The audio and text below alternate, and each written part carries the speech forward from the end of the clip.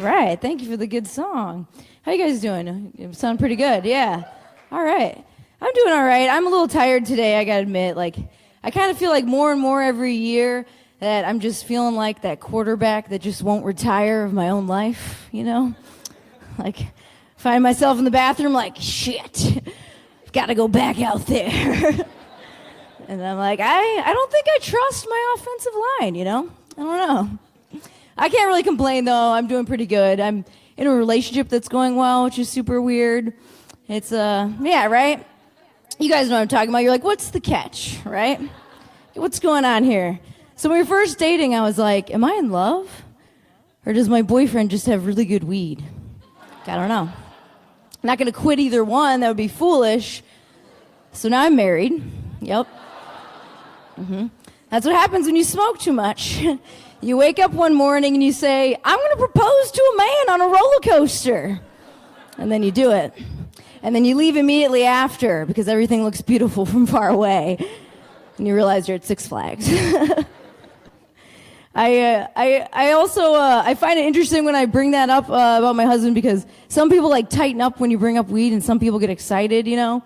And I feel like now we have medical marijuana, so we can be open about it, you know.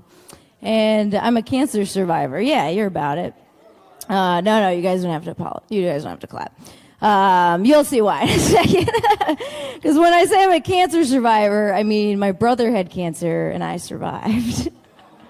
Some of you guys are like, hey, we thought you were nice. My brother survived too, you guys. Medical marijuana. Yeah.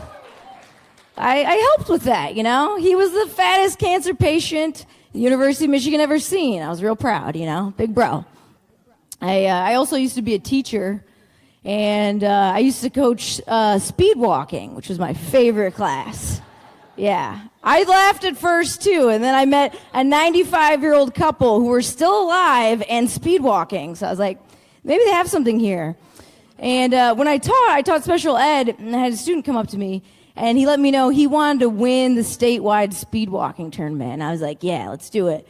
And he raced his heart out. It was the day they had the Tulip Festival. It was beautiful, and he won second place, and we're all so proud of him.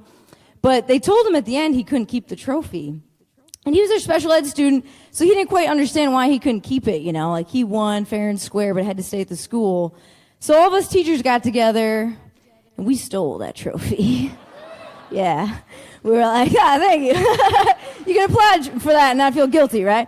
We were like, 1, 2, 3 for the children. And it was ridiculously easy to steal. We had a distraction. Someone else took it. It worked out well. But the hard part we weren't expecting was giving him the trophy. Because when we gave him the trophy, we had to tell him, it was essentially we were giving him a hot trophy. So we were like, hey, bud, real proud of you. But, only show this trophy to people you trust, okay? There's a lot of haters out there, a lot of speed walking haters. You got to be careful. And so far, we haven't been arrested, so I think we're okay. I didn't realize when I was teaching that playing board games was to teach you life lessons. Did you guys realize this when you played board games?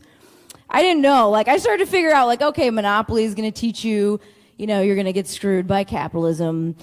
Right. Never trust the banker, especially if his name is Chase. We all figure these lessons. And then you play Sorry, and that teaches you to disingenuously apologize, right? Which you have to do a lot as an adult. Just like, sorry, I don't mean that, but sorry. And then my favorite game I didn't realize was preparing me really to be an adult woman was the game Clue, right? Some of you guys know what I'm talking about. As an adult woman, you're constantly playing a game of Clue. You're like, who's the creep in the room? Right? Yeah. You got to figure it out. It's usually Professor Plum, right? Yeah, because Professor Plum's that dude that wears purple, and he's like, I'm a feminist, I'm cool. Then next thing you know, he follows your friend Tracy to the bathroom, and you're like, hey, not cool, Professor Plum, we're on to you. Oh, man. I just believe, just treat everyone the same. Leave everybody alone, basically. That's why when I fly planes, I don't believe in first class. I believe it. I know it's real, but I don't like the concept. I don't like the curtain. I think it's rude. I think it's real rude, right? Red curtain. That's not going to stop me. I can still cough through a red curtain. You know, it's not air sealed. Who are we kidding? One time I flew on a plane and I thought I had no first class, and I was so excited. I was like, this is the future. No classism. But then I realized the plane was so fancy that you couldn't go into first class unless you were seated in first class. So I had to confirm this was true. So I looked to my left, and sure enough, there's a lady staring back at me with a fedora on and like a Gucci brooch and pastel pants. And she gives me the look like this. She looks at me and she says with her eyes, "How dare you glance into first class?" Right. So I looked back at her and I said with my eyes, "I'll see you in baggage claim." Yeah. Because I knew she had literal baggage. I knew she had metaphorical baggage. I knew she had lots and lots of baggage. So sure enough, the plane landed. I go to baggage claim. There she is with 8 bags around her. So I did the respectable thing. I did the thing anybody would do. I just walked behind her and I gently whispered in her ear, "There's no first class in baggage claim." And then I wafted my peasant air onto her. All right, thanks so much, guys. My name's Amy. Thank you.